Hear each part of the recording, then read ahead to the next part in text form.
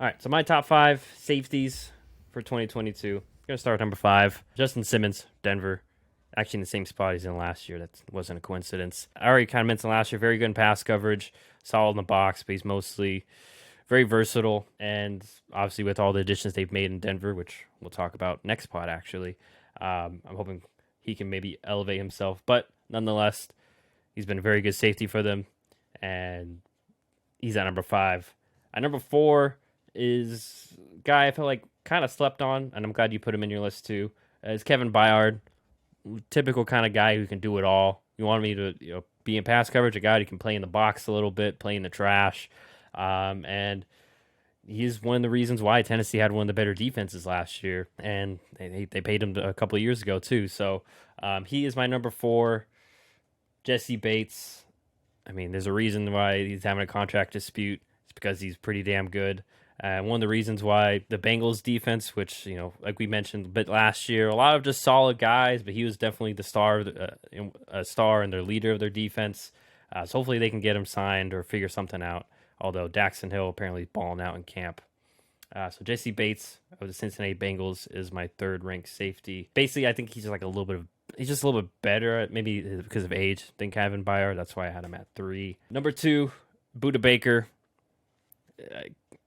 John talked about mostly too. He went over about Arizona. Vance Joseph loves to do some crazy blitzes, crazy coverages, and Budda Baker is usually responsible for being at the back end or being a part of those crazy coverages. And even then, so sometimes he has a little bit more responsibility, or sometimes he'll clean up other guys' mistakes in the passing game or via a tackle or something of the sort. So he's my number 2. I think he's very much so in the conversation for my number 1, who is going to be Minkah Fitzpatrick of the Pittsburgh Steelers. He missed my list last year just barely. Minkah and TJ are one of the main reasons. Obviously, Cameron Hayward too. Those 3 are a lot is put onto them in the Pittsburgh defense. A lot of usually crazy blitzes. And Pittsburgh doesn't have the greatest of corners, so a lot's asked of their safeties. And Minkah was one of the huge reasons why they were even in the playoffs to begin with. Honorable mention for me is Derwin James. Looked healthy, looked solid last year, started coming on towards the end of last year for me. It was really tough to leave him off. I hate to factor kind of injury into it. That may be why he started off a little slow in my opinion, but definitely started getting back to that form that we both feel that he could be. But he was just on the outside looking in. Obviously, Harrison Smith, too, just missed the cut for me. Throw it to you, John.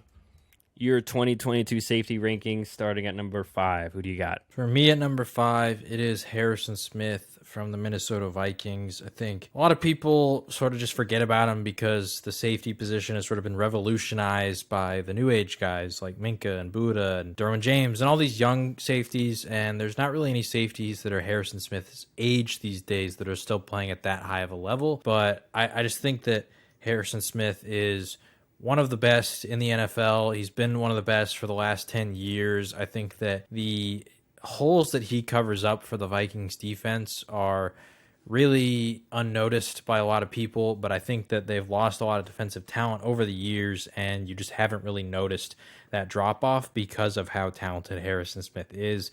And so I think this might be his last year where he's in my top 5, unless he has a really great year. There's just, once again, so many great safeties, but I had him, I think, at 3 last year, and so he's dropped a little bit, and I wouldn't be shocked if we see just a natural decline from him due to age. At number 4, this might be a little bit of a hot take because I don't think I've actually seen any other top 5 safety lists that have him in here, but I have Antoine Winfield Jr. from the Tampa Bay Buccaneers. I think that he, sort of like Harrison Smith, is a little bit underrated simply for the fact that he plays on a very talented team. You got Tom Brady, who gets a lot of attention. Obviously, 2 amazing linebackers in Devin White and Levante David. Mike Evans, Chris Godwin. There was the Bruce Arians AB drama. There's just so much going on. But Antoine Winfield Jr. actually had the 2nd best overall grade from a safety last year in terms of just coverage, pass rush, run defense, everything. And the only other player that was above him is someone that I'm going to get into a little bit later, but he's one of the highest graded safeties last season. I think that he's incredibly versatile. He had some great plays last year. I mean, there's, some specific plays against a lot of the big time receivers that he had to match up against that you could see that he really came up clutch. And I think that he had a really solid sophomore season this year with the Tampa Bay Buccaneers, and I think that his versatility is really what put him up there for me. At number 3, I actually think he was the best safety in the NFL this year, and that was Kevin Byard from the Tennessee Titans. Obviously, you had him at number 4. I got him at number 3. This past season, he was phenomenal for the Titans. They had, obviously, the stretch without Derrick Henry for a lot of the year, and even A.J. Brown's dealing with injuries. Julio Jones is dealing with injuries, and so there was games where their offense just simply wasn't able to do much, and their defense stepped up big, and I give a lot of the credit to Kevin Byard, Jeffrey Simmons, the cornerstones of that Titans defense. Kevin Byard, he was the only player who was actually graded higher than Antoine Winfield Jr. this past season, so he was the highest graded safety in the entire NFL, and that specifically starts with his coverage grade. The only player in the safety position that had a coverage grade of 90 or above, so he was just fantastic in coverage, but he was also no slouch against the run. He was fantastic in that as well. So Kevin Byard, I thought he was the best safety specifically last year in the NFL, but overall, in the grand scheme of going into this next year, their careers as a whole, I have him at number 3. At number 2, I have Budda Baker from the Arizona Cardinals. We both have him at number 2. One of the most versatile safeties in the NFL. I mean, he can do anything, and we really get to see that on display like you talked about with Vance Joseph. He puts him in a lot of great spots. He lets him rush the passer. He lets him, get up in the box for run defense, and he'll have him cover deep as well. So Budda Baker, just a really fantastic safety. And sort of like Harrison Smith, I feel like whatever the Cardinals end up lacking in terms of talent, Budda Baker covers up for a lot of those issues because of what he's able to do for the defense as a whole. And then my number 1 is Derwin James from the LA Chargers.